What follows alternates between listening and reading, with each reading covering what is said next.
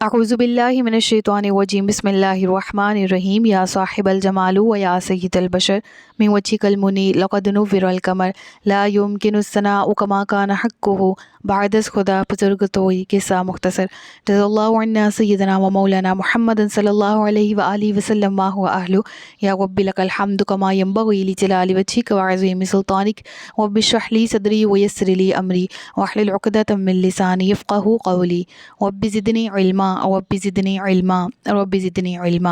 अस्सलामु अलैकुम रहमतुल्लाहि व बरकातुहू। मैं हाफ़िज़ा इफ़रा जावेद इस्लाम आप सबसे मुखातिब हूँ अपने यूट्यूब चैनल इन्फिनिट इस्लाम में। आप सबको खुशामदीद कहती हूँ।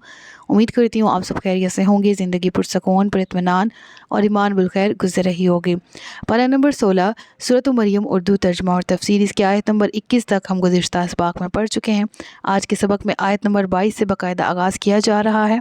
और इस आयत का अरबी में तिलावत और तर्जुमा पढ़ने से पहले हम थोड़ा सा गुज़िश्ता रुकू को रिवाइज़ कर लेते हैं, जिसमें हमने पढ़ा था कि हज़रत मरियम को हज़रत जिब्रील अमीन जब वो अपने हुजरे में इबादत कर रही होती हैं आके खुशखबरी देते हैं हज़रत ईसा की वलादत की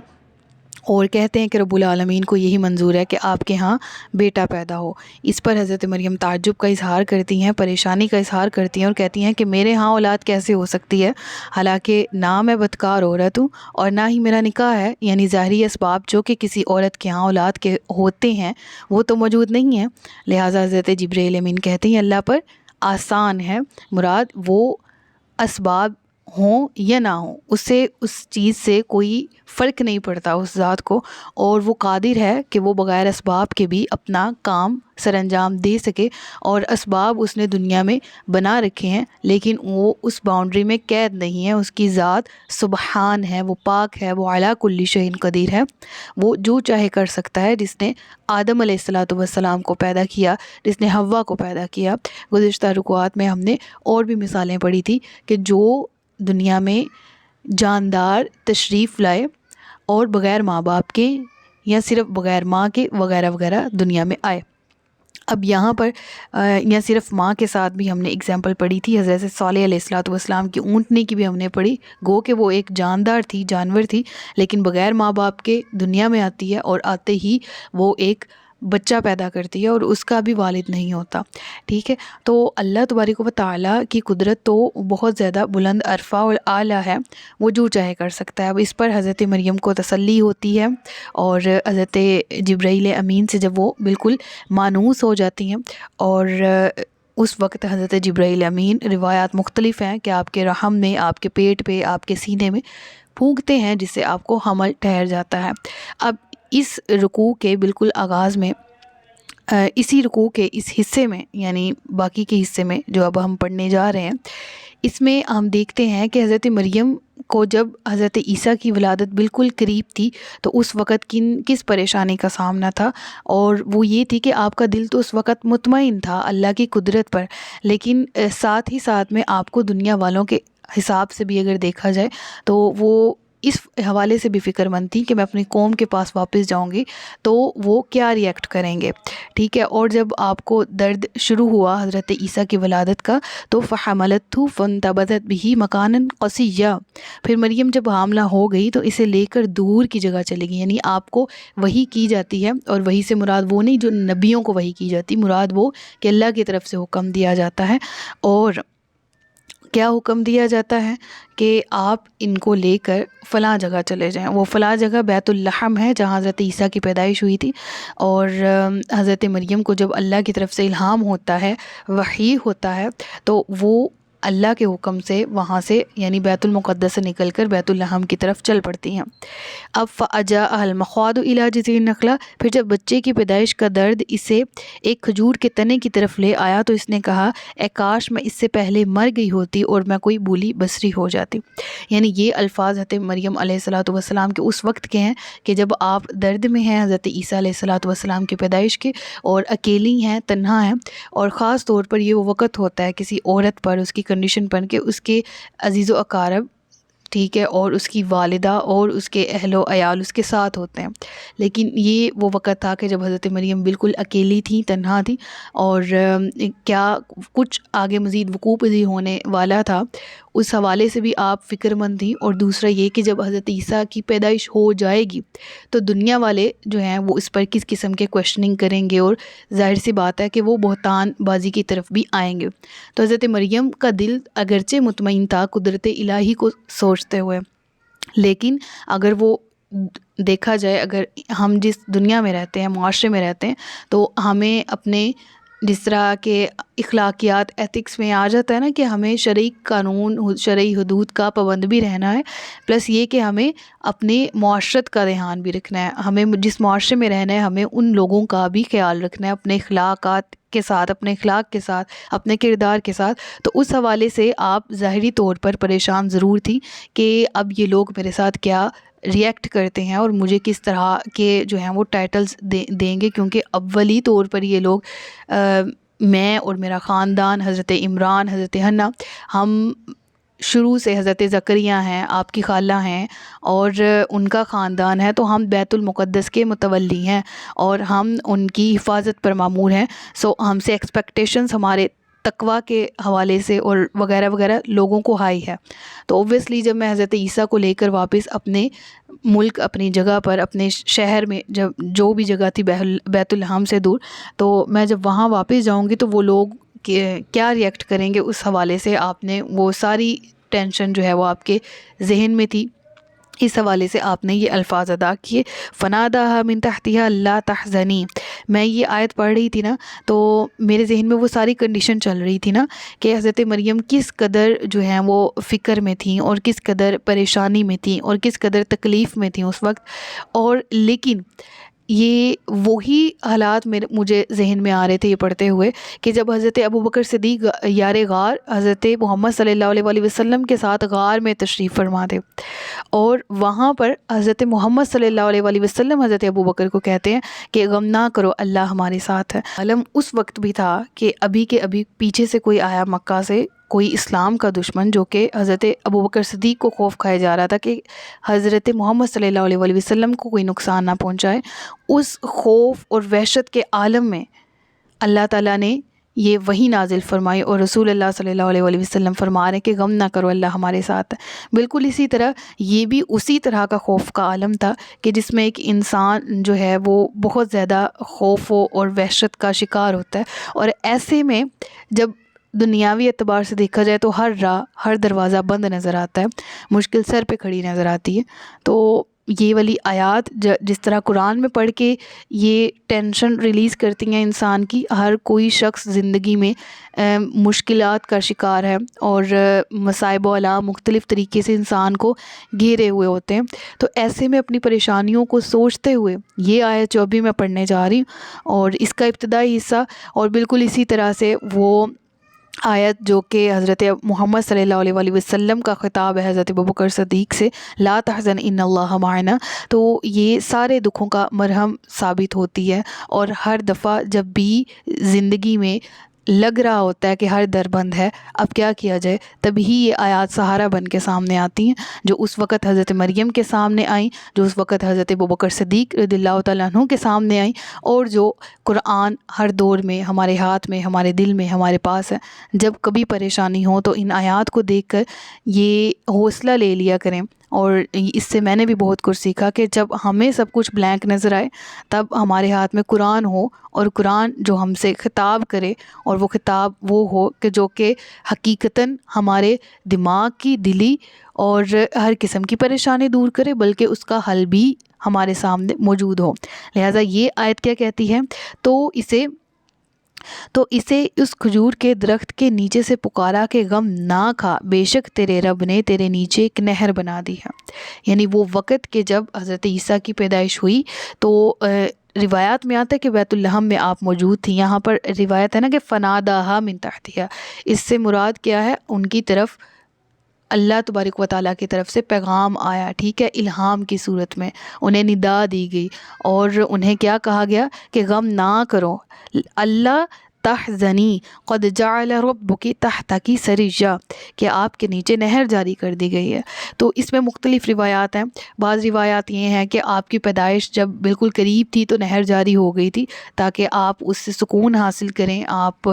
اور بعض میں آتا ہے کہ حضرت عیسیٰ علیہ السلام جب پیدائش ہوئی تھی ان کی، تو ان کے قدم مبارک سے، ان کی ایڑیوں مبارک سے وہاں پر نہر جاری ہو گئی تھی۔ سینیریو ذہن میں رکھیں اور سوچیں کہ وہ پریشانی کا عالم کہ جب آپ کہہ رہی ہیں کہ کاش اس وقت سے پہلے میں بولی بسری ہو جاتی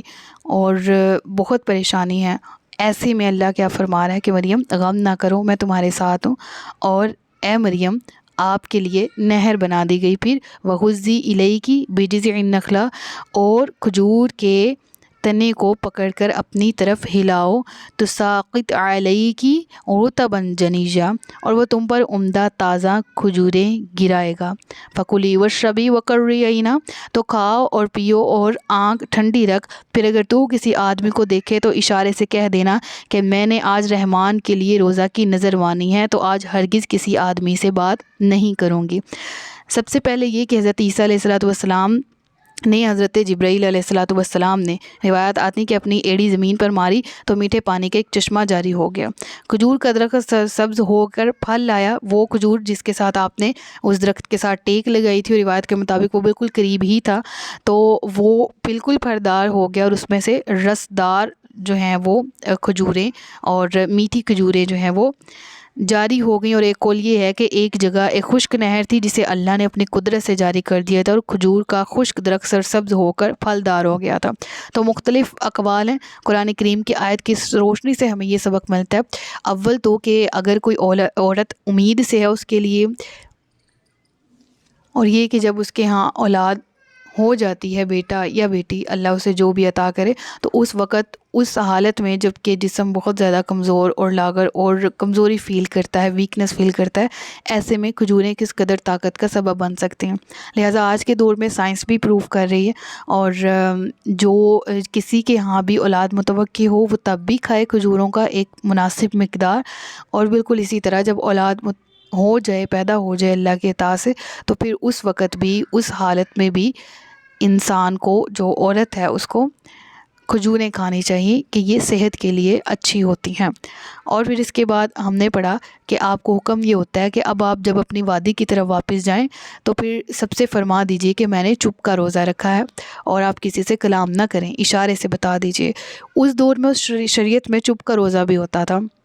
جیسا کہ میں نے آپ کو کہا کہ حضرت زکریا علیہ السلام بھی 3 دن تک خاموش رہے تھے، قرآن کی آیات سے ثابت ہے، تو اس دور میں یہ تھا۔ آج کی شریعت میں یہ منسوخ ہو گیا، اور حضرت مریم کو یہ کیوں حکم ہوا تھا؟ تاکہ ایک ہی دفعہ کلام ہو، اور وہ کلام حجت ہو، وہ کلام تمام حجت ہو۔ اور وہ کلام کس نے فرمانا تھا؟ حضرت عیسیٰ علیہ السلام نے، کہ جب وہ کلام کرتے تو ظاہر سی بات ہے انہوں نے بھی خلاف قدرت کلام کیا، جس کا ذکر بھی ہے اگلی آیات میں ہی ہم پڑھیں گے، کہ ہم نے پڑھا کہ حضرت عیسیٰ علیہ السلام پیدائش کے فوراً بعد ہی اس عمر میں ہی اپنی والدہ کے بہاف پہ کلام کرتے ہیں قوم سے، صحیح ہے نا؟ تو حضرت مریم اس لیے خاموش تھی کہ ابھی میں بولی بھی، میں کچھ بھی بولا تو وہ اس قدر حجت والا نہیں ہوگا جو کہ حضرت عیسیٰ علیہ السلام کا بولنا تھا،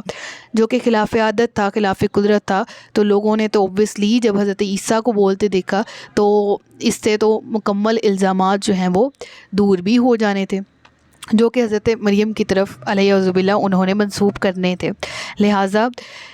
یہاں تک ہم نے پڑھ لیا آیت نمبر 26 پر، فَأَتَتْ بِهِ قَوْمَهَا تَحْمِلُهُ، تو پھر وہ عیسیٰ کو اٹھائے ہوئے اپنی قوم کے پاس آئے، تو وہ لوگ کہنے لگے اے مریم بے شک تو بہت ہی عجیب و غریب چیز لائی ہے۔ مراد کیا ہے کہ کس بارے میں یہاں پر خطاب ہو رہا ہے کہ اے مریم تو بہت عجیب و غریب چیز لائی ہے؟ حضرت عیسیٰ علیہ السلام، یعنی کہ تیری ماں، تیرا باپ دونوں نہایت پارسا پاکیزہ، تیرا نسب بہت بلند۔ آگے ذکر آ رہا ہے نا، اے ہارون کی بہن، تو آپ حضرت موسیٰ، حضرت ہارون علیہ السلام کی نسل سے ہیں، اس لیے آپ کو ان سے ریلیٹ کیا گیا۔ یہاں بہت سے لوگ کنفیوژن کا شکار ہوتے ہیں۔ مجھ سے بھی ایک دفعہ ایک اسٹوڈنٹ نے کویشچن کیا تھا کہ حضرت موسیٰ کی بہن کا نام بھی مریم تھا، ٹھیک ہے نا؟ اور اوبویسلی جو حضرت موسیٰ کو صندوق میں ڈالا جاتا ہے، اور پھر وہ حضرت موسیٰ کا صندوق بہتے بہتے فرعون کے دربار تک جاتا ہے، پھر ان کی بہن جو ہیں ان کا نام مریم ہے، وہ آ کے اپنی والدہ کو بتاتی ہیں کہ وہ صندوق فلاں جگہ پر گیا ہے، ٹھیک ہے؟ تو وہاں بھی ہم نے پڑھا وہ بھی حضرت مریم ہے، یہاں بھی، اور یہاں پر ذکر بھی ہے اے ہارون کی بہن۔ تو وہ اسٹوڈنٹ اچھی خاصی کنفیوز تھی کہ یہاں مراد پھر وہی والی مریم ہے، یعنی حضرت عیسیٰ کی والدہ حضرت موسیٰ کی بہن ہے؟ تو ایسا نہیں ہے، ان کے درمیان بہت سالوں کا ڈیوریشن ہے، ٹھیک ہے؟ اور حضرت موسیٰ، ٹھیک ہے، پہلے آئے ان کے پاس تورات تھی، ٹھیک ہے، پھر زبور، پھر انجیل کی باری آئی، ٹھیک ہے۔ نبی پاک صلی اللہ علیہ وسلم کی ولادت 571 عیسوی میں ہوتی ہے، تو آپ کی ولادت سے تقریباً 600 سال کے عرصے پہلے جو ہے وہ یہ والا واقعہ موجود ہے حضرت عیسیٰ علیہ الصلوۃ والسلام کی پیدائش کا، اور حضرت موسیٰ علیہ الصلوۃ والسلام تو بہت پہلے کے ہیں، ٹھیک ہے نا۔ تو یہ حقیقی بہن بھائی مراد نہیں ہے۔ اب یہاں کیوں ذکر کیا گیا اے ہارون کی بہن، یعنی کہ ان کے عالی نسب ہونے کا، ان کے خاندان کے پاکیزہ، طہر اور مطہر اور عالی نسب ہونے کا ان کو یہاں پر ذکر کیا جا رہا ہے۔ ایسے ہوتا ہے نا کہ ہم کسی کے بارے میں بات کر رہے ہوتے ہیں تو کہتے ہیں کہ فار ایگزامپل کسی کا میٹرک کا رزلٹ آیا تو کہتے ہیں جی اس فلاں کا میٹرک کا رزلٹ آیا، اس کے 600 مارکس ہیں آؤٹ آف 1100، حالانکہ اس کے ابو ڈاکٹر ہیں، اس کی امی ڈاکٹر ہیں، وہ پڑھی لکھی فیملی ہے، اس کی بہنیں MBBS کر رہی ہیں، سم تھنگ سمجھ آ رہی ہے نا، اس کا بھائی لائر ہے، اس کا ایک بھائی عالم ہے، اور اس نے کیا کیا ہے، سمجھ آ رہی ہے نا۔ تو ہم اس طرح بولتے ہیں، لہٰذا وہ قوم اس طرح سے مخاطب ہوئے حیران ہو کے کہ تمہارا تو نسب ہی پورا جہاں سے حضرت ہارون علیہ الصلوۃ والسلام سے اگر ریلیٹ کرتے ہیں تو وہ تمام پاکیزہ، مطہر اور عالی شان لوگ تھے، اور تمہارے والدین بھی، لہٰذا ہم تیرے ہاتھ میں بہت عجیب چیز دیکھ رہے ہیں، ٹھیک ہے۔ اب اس مثال کے ذریعے آپ کو سمجھ آ گئی ہوگی ریلیٹ کرنا کہ آپ نے ایسا کیوں کہا تھا۔ ہم نے پڑھا وہ یہی تھا کہ حضرت مریم رضی اللہ تعالیٰ عنہ کو خاموش رہنے کا کیوں حکم دیا گیا، اور یہ کہ جب آپ اپنی قوم کی طرف آتی ہیں اور وہ قوم آپ سے جس طرح سے خطاب کرتی ہے، جس طرح سے گویا ہوتی ہے، اس کا ذکر اب ہم پڑھنے جا رہے ہیں۔ تو اس کے بعد انہوں نے کیا کہا کہ انہوں نے کہا یا اخت ہارون ما کان ابو کی، انہوں نے کہا اے ہارون کی بہن نہ تو تیرا باپ، اس کے بعد کہتے ہیں کوئی برا آدمی تھا اور نہ ہی تیری ماں بدکار تھی، یعنی کہ اعلیٰ نسب ان کا پہلے اے ہارون کی بہن، ٹھیک ہے، کہہ کے کیا کہتے ہیں کہ نہ تیرا والد ایسا نہ تیری والدہ ایسی تھی۔ فاشارت الیہ، پھر مریم نے بچے کی طرف اشارہ کر دیا، پھر آگے سے وہ بولے ہم اس سے کیسے بات کریں جو ابھی ماں کی گود میں بچہ ہے، یعنی حضرت مریم نے پھر بچے کی طرف بحکم الہی اشارہ کیا کہ اسی سے پوچھو، اور وہ قوم کے لوگ حیران ہو جاتے ہیں، وہ کہتے ہیں ہم اس سے کیوں کر بات کریں، ہم اس سے کیوں کر بات کریں، یہ کیسے ہم سے خطاب کر سکتے ہیں، ہم سے کیسے بول سکتا ہے۔ تو انہوں نے کہا قالوا کیف نکلم من کان فی المہد صبیا، من کانا جو ہے فی المہدی ماں کی گود میں، صبیًا بچہ، قال انی عبد اللہ، آگے سے حضرت عیسیٰ خطاب کرتے ہیں، آگے سے حضرت عیسیٰ بولتے ہیں، اور قربان جاؤں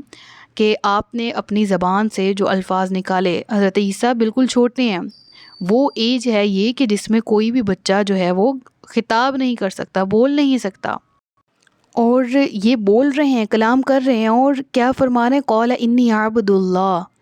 یعنی سب سے پہلا کلام جو آپ کی زبان سے نکلا وہ یہی کہ میں اللہ کا بندہ ہوں، کیونکہ یہ اب مزید آگے امکانات موجود تھے کہ قوم اگر آپ کو بدکار نہیں کہہ سکتی، آپ کو برے کردار والا نہیں کہہ سکتی، کیونکہ قوم کے سامنے آپ اور آپ کے پورے خاندان کی مثالیں موجود ہیں، قوم کے سامنے معلوم ہے کہ آپ حجرے میں اکیلی عبادت کرتی رہتی تھی، تو اب قوم کے پاس ایک واضح شرکیہ کلمات اور واضح الفاظ موجود تھے کہ ان کے باپ کی نسبت اللہ کی طرف کر دی جائے، کہ حضرت عیسیٰ کے جو والد ہیں وہ اللہ ہیں، استغفر اللہ، لہٰذا حضرت عیسیٰ کا جو کلام ہے وہ پرحجت ہے کہ آپ نے جو الفاظ اپنی زبان سے ادا کیے وہ تمام قسم کے بہتانوں سے بری کر دیتے ہیں، حضرت مریم کو بھی، حضرت عیسیٰ کو بھی، اور وہ جو کہ اللہ کی شان کی طرف، اللہ کی ذات کی طرف شرک منسوب کرتے ہیں،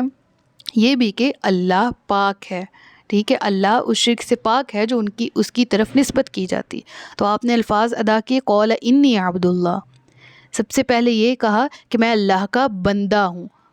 مراد یہ ہے کہ ساری حجت اسی جملے میں ادا ہو گئی جو آگے ہونا تھا، جو کہ اس نصارہ نے عقیدے کو خراب کرتے ہوئے کہنا تھا، اس تہمت کو پہلے ہی زائل کر دیا اپنی والدہ سے، ٹھیک ہے۔ اب جب والدہ سے تہمت دور ہوئی تو اللہ کی شان بھی بیان ہو گئی کہ اللہ اس چیز سے پاک ہے کہ وہ کوئی اولاد رکھے۔ آتانی الکتاب وجعلنی نبیا، اس نے مجھے کتاب دی ہے اور مجھے نبی بنایا ہے، اور اس نے مجھے مبارک بنایا ہے خواہ میں کہیں بھی ہوں، اور اس نے مجھے نماز اور زکوٰۃ کی تاکید فرمائی ہے جب تک میں زندہ ہوں۔ یعنی حضرت عیسیٰ علیہ السلام نے اگرچہ کلام کر کے اپنی والدہ مارثا سے تہمت دور کرنا مقصود تھا، مگر آپ نے پہلے خود کو اللہ کا بندہ قرار دیا تاکہ کوئی انہیں خدا اور خدا کا بیٹا نہ کہے، کیونکہ آپ کی نسبت یہ تہمت لگائی جانے والی تھی اور یہ تہمت اللہ پر لگتی تھی۔ اس لیے منصب رسالت کا تقاضا یہی تھا کہ والدہ کی برات بیان کرنے سے پہلے اس تہمت کو رفع فرما دیں جو اللہ تعالیٰ کے جناب پاک میں لگائی جائے گی، اور اسی سے وہ تہمت بھی اٹھ گئی جو والدہ پر لگائی جاتی، یعنی اسی کلام سے انی عبد اللہ سے اللہ کی شان بھی بیان ہوگی، اور حضرت مریم علیہ السلام، حضرت مریم رضی اللہ تعالی عنہا کی بھی شان بیان ہو گئی، ان سے بھی تہمت دور ہو گئی۔ حضرت حسن رضی اللہ تعالیٰ عنہ کا قول ہے کہ آپ والدہ کے پیٹ ہی میں تھے کہ آپ کو تریت کا الہام فرما دیا گیا تھا، اور جھولے میں تھے جب آپ علیہ السلام کو نبوت عطا کر دی گئی، اور اس حالت میں آپ علیہ السلام کا کلام فرمانا آپ کا معجزہ ہے۔ یعنی مراد یہ ہے کہ یہاں دو پوائنٹ آف ویو آ جاتے ہیں نا، کہ حضرت عیسیٰ کا بچپن میں کلام کرنا یہ اس وقت جب آپ کو نبوت عطا کر دی گئی تھی، تو اس کے بعد اوبویسلی معجزہ ہے، کیونکہ اللہ تبارک و تعالیٰ معجزے کا ظہور اپنے نبیوں کے ذریعے کرواتا ہے۔ اعلان نبوت کے بعد نبوت حاصل ہو جانے کے بعد نبی سے خلاف عادت ظاہر ہو جانے والی چیز کو معجزہ کہا جاتا ہے، ٹھیک ہے۔ بعض مفسرین نے آیت کے معنی میں یہ بھی بیان کیا کہ نبوت اور کتاب ملنے کی خبر تھی جو ان قریب آپ کو ملنے والی ہے۔ یعنی دو روایت آ گئی نا یہاں پر، ایک کے مطابق آپ کو تریت کا الہام تھا، اور آپ کو جو فصاحت و بلاغت عطا کی گئی تھی اس سے مراد یہ ہے کہ آپ چھوٹی ہی عمر میں تھے، جھولے میں ہی تھے کہ جب آپ کو نبوت مل گئی۔ اور بعض مفسرین کہتے ہیں کہ اس کلام سے مراد وہ کتاب اور نبوت ہے جو آپ کو عطا کی جانے والی تھی، یعنی ان قریب آپ کو ملنے والی تھی۔ پھر آپ یہ فرماتے ہیں کہ اللہ نے مجھے مبارک بنایا ہے خواہ میں کہیں بھی ہوں۔ مراد کیا ہے کہ نبیوں کی موجودگی باعث برکت ہوتی ہے، ٹھیک ہے۔ اور وَأَوْصَانِي بِالصَّلَاةِ حکم مجھے دیا گیا ہے، تاکید فرمائی گئی ہے نماز کی اور زکوٰۃ کی، کہ میں خود بھی ادا کروں اور اپنی امت کو بھی حکم دوں، مَا دُمْتُ حَيًّا، جب تک میں زندہ ہوں۔ تو مراد یہ ہے کہ انسان کو عبادت کبھی بھی معاف نہیں ہے، حقوق اللہ، حقوق العباد کبھی بھی معاف نہیں ہے، زندگی کے ہر حصے میں لازم و ملزوم ہے، یہ کبھی بھی معاف نہیں ہے۔ صدق اللہ العلی العظیم۔ رکوع کا باقی کا حصہ انشاءاللہ نیکسٹ لیکچر میں پڑھیں گے۔ اپنا بہت سا خیال رکھیے گا، مجھے دعا میں یاد رکھیے گا۔ فی امان اللہ۔